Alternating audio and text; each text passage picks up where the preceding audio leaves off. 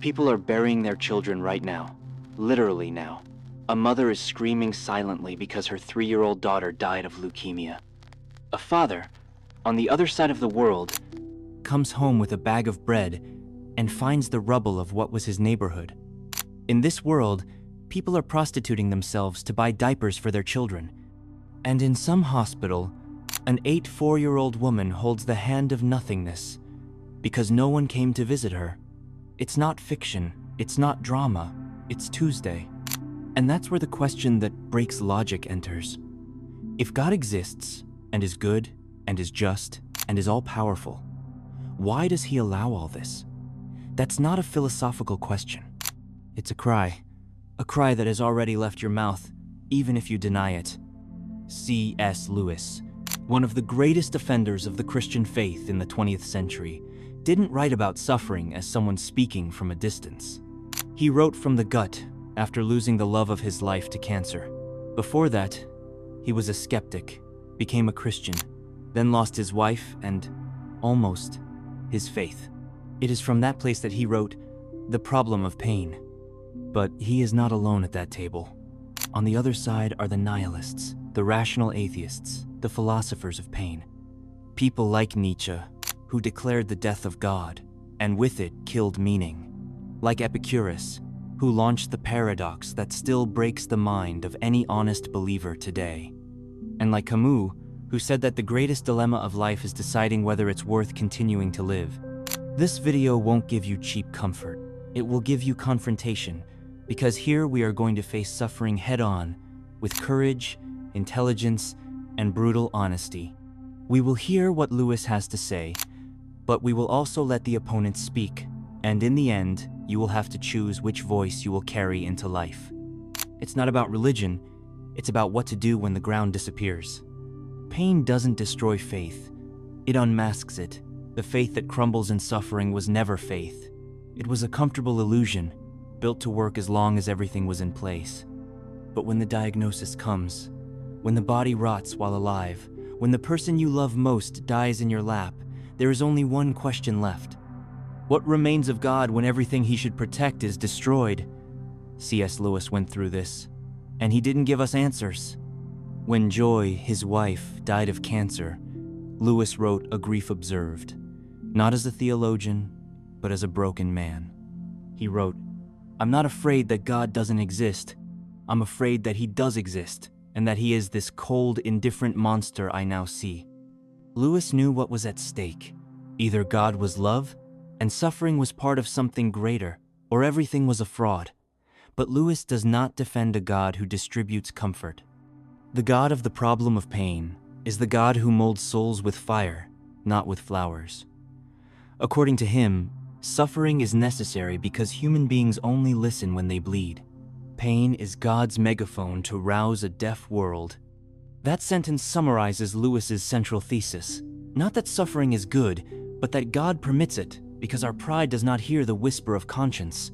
It only understands the scream of pain. But this sounds almost sadistic, right? A God who corrects us with tragedies? This is where theological logic, not emotional logic, comes in. Lewis starts from a radically Christian point. Human beings are not good by nature. We are not pure victims, and suffering, in that reasoning, is not just injustice.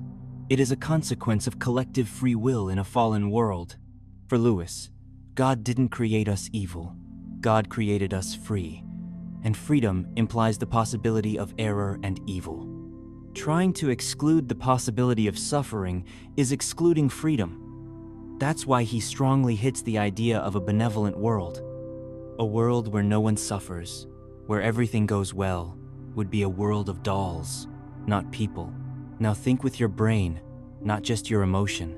If every pleasure is granted, and every pain is avoided by a daddy God, what value would bravery have? Generosity, true love, all those virtues only exist because there is suffering. Love is only real when it involves sacrifice. Courage only appears when there is risk. Hope only makes sense when all seems lost. Lewis is not saying that suffering is good.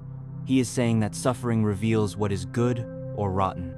And more, It is the only possible path to a real relationship with God, because according to him, as long as the human being is comfortable, he will treat God like an amulet.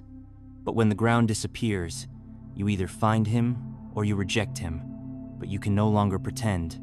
Corrie ten Boom, a Dutch Christian, was imprisoned in a concentration camp for hiding Jews during Nazism.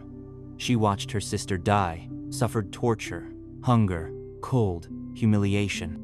Decades later, she forgave her executioners.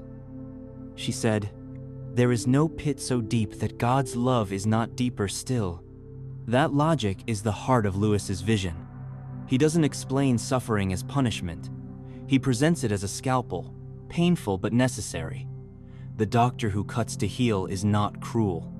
He is loving enough to do what is necessary. And here is the detail that makes every honest skeptic uncomfortable. Lewis does not offer a God who avoids our pain. He offers a God who goes through it with us. That is the scandal of the Christian faith. A crucified God. No other religion has that. A God who bleeds, a God who loses, a God who suffers. God whispers in our pleasures, speaks in our conscience, but shouts in our pains. In the end, Lewis's faith survived the pain, not because he understood it, but because in it he found someone greater than the explanation itself. Waking up without the will to continue, looking in the mirror and seeing no one, spending the days as if they were repeated versions of a blind punishment. That is life for those who have lost hope and don't believe there is anyone in charge. It's not madness. It's too much lucidity. It is what remains when God is nothing more than a comforting myth. CSLewis's faith can console, but for nihilism, that is just an aesthetic anesthetic before the absurd. For nihilists, suffering does not redeem, it does not teach, it does not purify, it only reveals the void. Nietzsche wrote, "He who has a why to live can bear almost anyhow." But he also warned, "The greatest recent event that God is dead is still in the process of digestion." The problem of suffering for nihilism is not theological, it is existential. When there is no God, there is no purpose beyond what you invent. And if you stop believing in that purpose, everything crumbles. Camus went further. For him, the only true philosophical problem is suicide. If life is meaningless, and if suffering is inevitable, why continue? Judging whether life is or is not worth living is to answer the fundamental question of philosophy. And then he describes modern man as Sisyphus, condemned to push a rock up a mountain only to see it roll back down eternally. The tragedy is knowing this. The dignity is continuing to push, suffering, knowing that nothing will be redeemed, loving, knowing that everything will end, living even without a reward. That is the nihilistic morality. But what does that mean in practice? Take the life of Emil Cioran, another thinker of the absurd. He wrote, "To be born was a mistake." Cioran looked at the world and saw a theater of gratuitous pain where consciousness was a curse. Faith, for him, was the last illusion before surrender. The only full lucidity was accepting suffering as a meaningless accident. Now, confront this with what we saw in Lewis. For him, pain is a megaphone. For nihilism, pain is just noise. An alarm no one answers. There is no doctor, no cure. There is only a siren. What happened in Jonestown 1978 was not just fanaticism. It was the collapse of meaning. More than 900 people died in a collective suicide, many of whom were precisely searching for purpose. They traded a chaotic world for a promise of community and ended up crushed by Jim Jones's lie. That is what nihilism denounces. Without a strong enough why, any how destroys us. But nihilism also carries something brutally honest. It does not fake comfort. It says, the world owes you nothing. Life is unstable, unfair, indifferent. Happiness, if it exists, is a flash of lightning, not a constant Sunday. Therefore, nihilists are not enemies of the truth. They are its radicals. And that is why their discourse still resonates. Because in a world that promises everything and delivers pain, nihilists refuse to lie. The clash with Lewis here is total. Where he sees purpose in pain, the nihilist sees only the limit of consciousness. Where Lewis finds God in the darkness, the nihilist says, it's just the echo of our lack. But there is something in common between the two. Both refuse to ignore suffering. The difference is that Lewis sees meaning after it.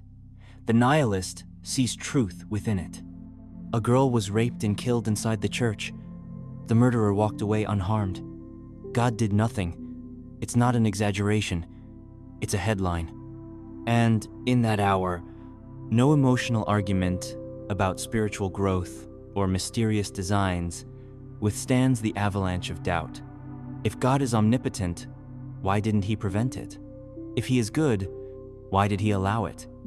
It's not drama, it's logic. Epicurus, the Greek philosopher of the 4th century BC, had already closed that debate even before Christianity was born. He formulated a dilemma that is still the breaking point for many who abandon faith. Is God willing to prevent evil, but not able? Then he is impotent. Is he able, but not willing? Then he is malevolent. Is he both able and willing? Then whence cometh evil? This logical structure is so devastating that any attempt at explanation must first survive it. And this is where rational atheists enter, with Occam's razor in hand. The simplest and most coherent explanation for the suffering in the world is that there is no divine mind overseeing everything. Richard Dawkins, in The God Delusion, doesn't mince words. The universe we observe has precisely the properties we should expect. If there is, at bottom, no design, no purpose, no evil, and no good, nothing but blind, pitiless indifference. That is the central thesis. Suffering does not need a moral explanation. It is part of a natural world where billions of years of random selection produced life, pain, and extinction. The lion is not evil because it kills the antelope. The virus is not cruel because it destroys a family. It is just biology at work. Science, at this point, does not console. It clarifies. It shows that our brains are machines for processing stimuli, that pain is an alarm system, that human suffering has no cosmic purpose.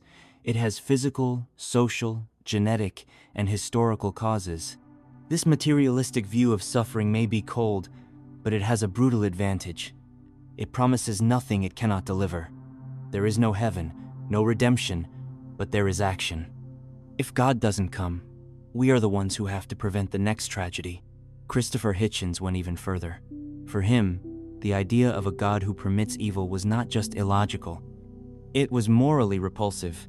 If God truly watches us all the time, then he witnessed Auschwitz in real time and didn't lift a finger. This directly deconstructs Christian theodicy. It's no longer a logical problem. It's a character problem. If a human who could prevent pain and didn't would be a monster, why is a God who acts that way still called loving? And here is a decisive point of contrast with Lewis. While the theologian defends that suffering is part of an invisible greater good, rational atheists reject the idea of a good that demands innocent blood. It's not that they don't understand theodicy, it's that they consider it an ethical failure. In Uganda, hundreds of children were abducted, mutilated, raped, and trained to kill in the name of a religious leader. Some of them prayed before sleeping. Others still wore saint medals around their necks, and no intervention came. That kills the idea of an active God or transforms that God into something quite different from what Christianity preaches. Atheist rationality does not demand faith, it demands coherence. And in the face of human suffering, the most rational thesis, for many, is the absence of a higher purpose. But the sharpest point of that view is not nihilism. It is radical realism.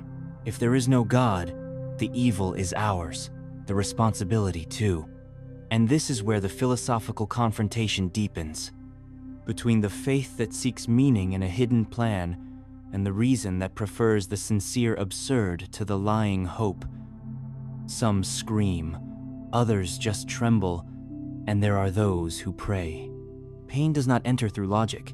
It invades the body and silences reason. A man in a terminal state, naked under the cold hospital light, is not thinking about whether God exists. He is asking someone to hear him, even if that someone is not there. That is the point where faith and the brain meet. Not in theological debate, but in the terror of loss, in the shock of the news, in the collapse. When suffering is studied from the perspective of neuroscience, what emerges is not a refutation of faith, but a map of how much it can be a tool for psychic survival. Andrew Newberg, a neuroscientist and author of How God Changes Your Brain, demonstrated in dozens of studies that spirituality physically alters the brain. During intense prayers, meditations, or rituals, certain brain areas linked to empathy, self-control, and resilience are activated. It's not just a matter of belief, it's neurochemistry. Religious and spiritual practices not only reduce stress but literally shape the structure of the human brain.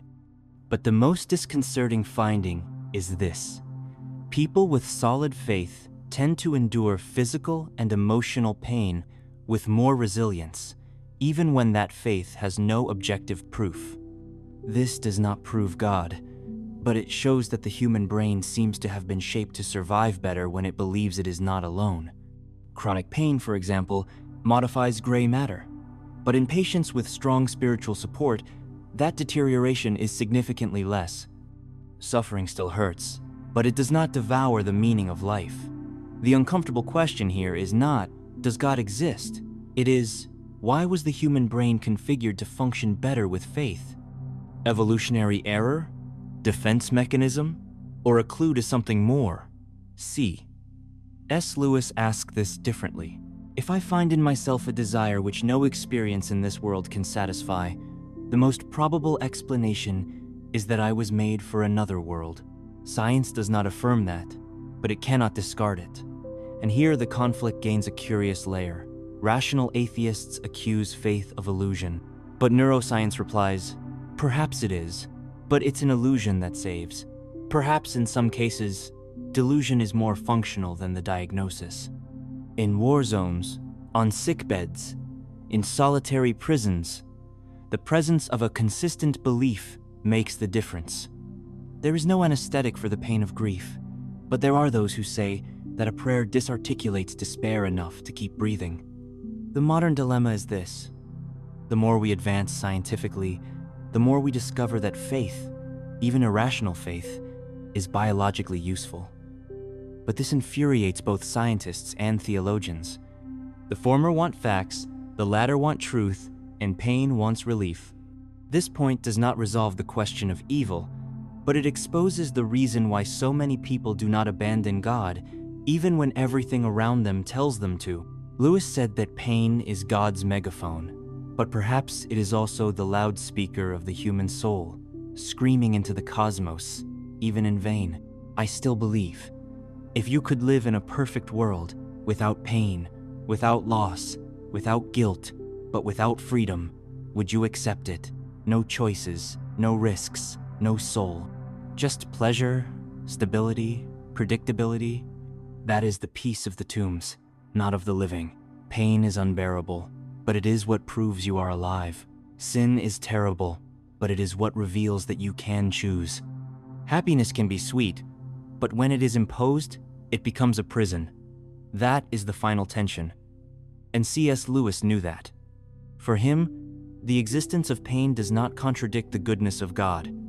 It confirms that he took us seriously enough to give us freedom. The price of free will is the possibility of evil. Happiness in that thought is not the absence of suffering.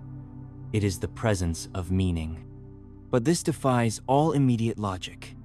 Why would a loving God put fragile beings in a world where everything can destroy them? Lewis's answer is not comforting, because any other alternative would be worse. Without free will, we would be automatons. Without the possibility of error, there would be no real morality. Without the risk of evil, good would not be a choice. It would be programming. And then comes the most uncomfortable question in theology. Did God prefer a broken world with freedom to a perfect world without humanity? According to Lewis, yes. God created things which had free will. That means creatures can go wrong or right. Some have gone wrong. Free will, though it makes evil possible, is also the only thing that makes possible any love or goodness worth having. Pain, then, is not the opposite of love. It is its risk. Happiness, in that reasoning, is not the absence of the tragic. It is the choice to love even under threat. But what if all this is just rationalization? What if human freedom is just a noble disguise for divine neglect? It is here that the confrontation returns, with all its philosophical force. Atheists would say, "A God who could prevent suffering but doesn't, does not deserve adoration." Lewis responds, "A God who takes away freedom to avoid evil does not deserve obedience." This duel goes beyond logic. It is visceral. The atheist looks at suffering and sees abandonment. The theist looks at suffering and sees responsibility. Both are looking at the same abyss and interpreting in opposite ways. During World War II, many Jews prayed as they died. Others lost their faith forever. But there is an episode recorded by Elie Wiesel, an Auschwitz survivor. A child was hanged. Someone in the crowd whispered, "Where is God?" And another replied, "There, hanging on that rope." That is the crudest portrait of Lewis's faith, a God who is not outside of the pain, but inside it. Suffering, in that view, is not a mistake to be corrected, but a space where freedom and love intersect and where God, mysteriously, allows himself to be crucified by creation. On the cross, God became vulnerable to the pain the world produced, not to avoid it, but to inhabit it with us. That thought does not solve the problem of evil, but it changes the question. It is no longer, why does God allow suffering? It is, what are you going to do with the suffering now that it is already here? Perhaps full happiness was never the goal. Perhaps the goal is truth, even if it hurts. Perhaps God doesn't want to free you from the world. Perhaps he wants you to enter it with open eyes, with a soul ablaze, and choose to love, even knowing the price. Because, perhaps, and just perhaps, that is the only freedom worth having. Suffering doesn't give notice. It enters, bursts, dismantles everything. Sometimes it is physical. Other times it is that void that no one sees, but that consumes inside. And when the pain comes, the question comes, why? Why do good people suffer? Why does the world seem so unfair? Why does God, if he exists, allow it? This channel exists for that, to open a space where others are silent, to think aloud with courage and with depth, with humanity. Here, no one runs away from the difficult questions. Here, faith is confronted, and so is reason. If this content touched you, if at some point you felt understood, provoked, or even a little less alone, you are already helping. And greatly. Just by watching until here, you are already part of this. Sharing this video, commenting, reflecting, all of that gives life to this project. Your direct support sustains what the algorithm often doesn't value. Here, every video is made with a bleeding heart and a lit mind. With respect for those who suffer, with reverence for those who think, with love for those who stay, even when everything hurts. If you feel that this space makes sense, then perhaps it's time to truly be a part of it. Thank you for being here, truly. I'll see you in the next video.